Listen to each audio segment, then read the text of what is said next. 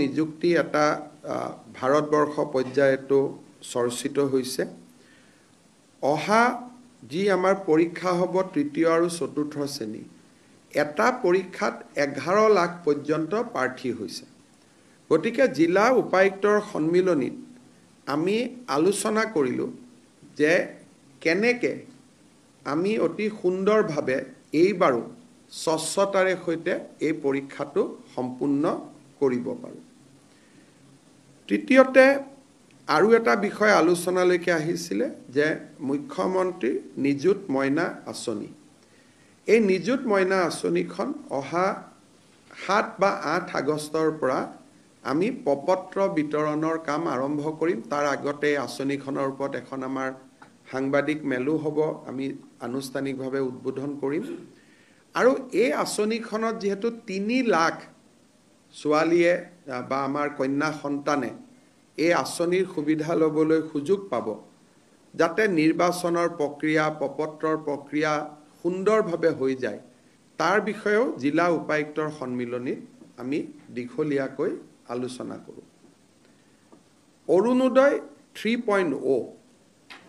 অৰ্থাৎ অৰুণোদয় আমি প্ৰথম আৰম্ভ কৰিছিলোঁ 19 লাখ হিতাধিকাৰীৰে অৰুণোদয় 2.0 আমি সামৰি লৈছিলোঁ 27 লাখ হিতাধিকাৰী এতিয়া অৰুণোদয় 3 আমি সিদ্ধান্ত লৈছোঁ যে আৰু আমি প্ৰায়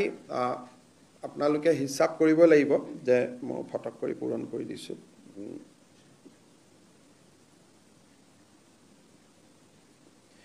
আমি আৰু 20 লাখ হিতাধিকাৰী এই আঁচনিৰ আমি অধীনলৈ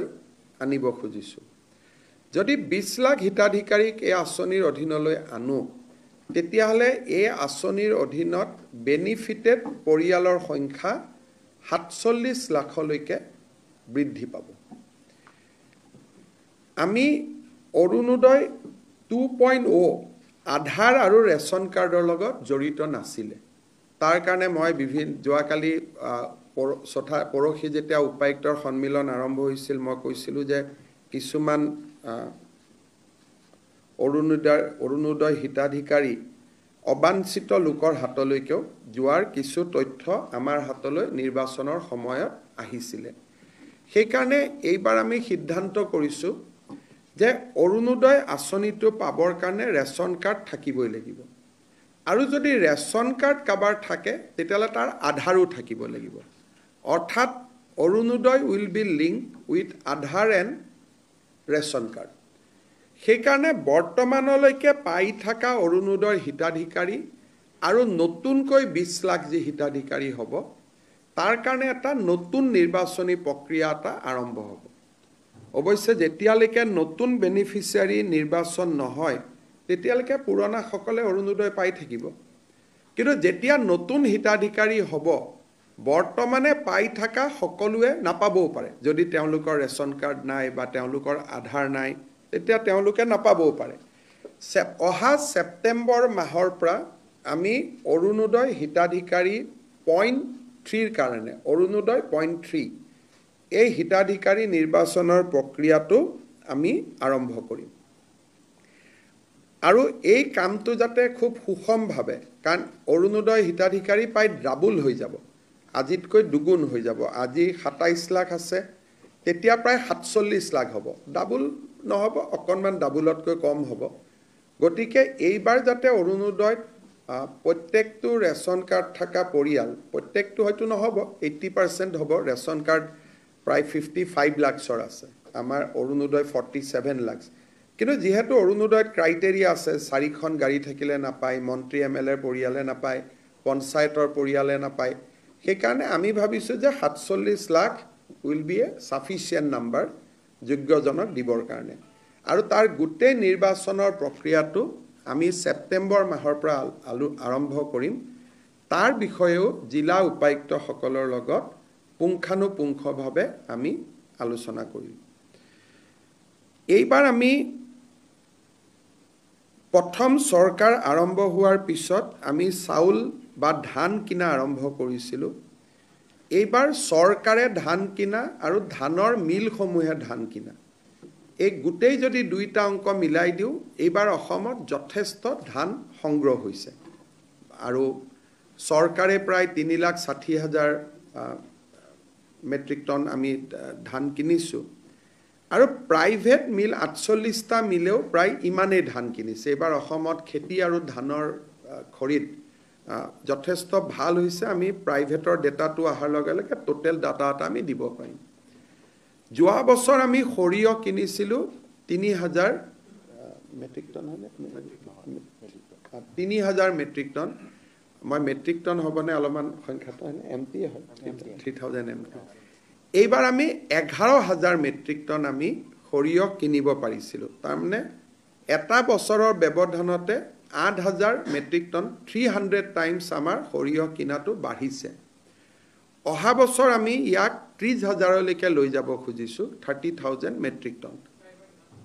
এইবাৰ 11,000 11,000 আমি কিনিলোঁ প্ৰথম বছৰত 3,000 পিছৰ বছৰত 11,000 আৰু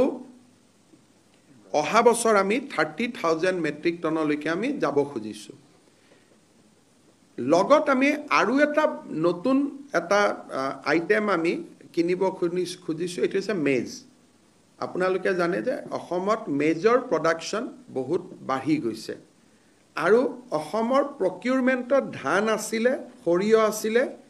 এইবাৰ আমি মেজটো ইনক্লুড কৰিব খুজিছোঁ আৰু তাৰ কাৰণে আমি আৰু এটা নতুন সিদ্ধান্ত লৈছোঁ যে কৃষকসকলে ধানটো যিসকলে নিজে কেন্দ্ৰত আহি দিব সৰিয়হ নিজৰ কেন্দ্ৰত আহি দিব কিন্তু এইবাৰ আমি গাঁৱত নিজে গৈ কিনাৰ কাৰণে এটা নতুন ব্যৱস্থা আৰম্ভ কৰিব খুজিছোঁ কাৰণ কেতিয়াবা এজন কৃষকে পিপিচিত ধানটো লৈ আহিলে তেওঁলোকে কিবা কাৰণত পিপিচিটো বন্ধ থাকিলে ধানটো ঘূৰাই লৈ যাব লাগিলে গতিকে যি কৃষকে আমাক যেটো টোল ফ্ৰী নাম্বাৰ থাকিব টোল ফ্ৰী নাম্বাৰত যেতিয়া ফোন কৰি দিব যে মোৰ গাঁৱত ধান আছে মোৰ গাঁৱত সৰিয়হ আছে আমি গাঁৱত গৈ নিজে আমি ধান আৰু সৰিয়হটো বা মেজটো আমি সংগ্ৰহ কৰি লৈ অহাৰ বাবে চেষ্টা কৰিম আগে পিছে আমি ডিসেম্বৰৰ পৰা ধান কিনো সৰিয়হ আমি মাৰ্চৰ পৰা কিনো এইবাৰ আমি ফেব্ৰুৱাৰীৰ পৰা সৰিয়হ আৰু ধান আমি নৱেম্বৰৰ পৰা কিনিব খুজিছোঁ যাতে আমি আগতীয়াকৈ কৃষকসকলে গম পাই যে আমি ইমান দাম পামেই তেতিয়া তেওঁলোকেও খেতি কৰি ভাল পায় এবাৰ আমি আগতীয়াকৈ ধান কিনাৰ ব্যৱস্থা কৰিব খুজিছোঁ তাৰ বিষয়েও আমাৰ জিলা উপায়ুক্তসকলৰ লগত দীঘলীয়াকৈ আয়ুক্তসকলৰ লগত আমি কথা পাতোঁ আমাৰ কেইবাটাও চৰকাৰী আঁচনি চলি আছে এবাৰ আমি খেল মহাৰণ আকৌ পাতিম সাংস্কৃতিক আমাৰ মহাসংগ্ৰাম এই বছৰ আমি নাপাতোঁ তাৰ পিছৰ বছৰ পাতিম আমি আমাৰ অমৃত বৃক্ষ আন্দোলন অহাকালিৰ পৰা আৰম্ভ হ'ব 15 আগষ্ট বুলি আমি ঠিক কৰিছিলোঁ এতিয়া আমি 20 আগষ্ট কৰিছোঁ যে 20 আগষ্টলৈকে আমি 3 কোটি আমি গছপুলি ৰুম জিলা আয়ুক্তসকলে ক'লে যে 14 15 12 তাৰিখ তেওঁলোক ব্যস্ত হৈ থাকিব লাগে 15 আগষ্ট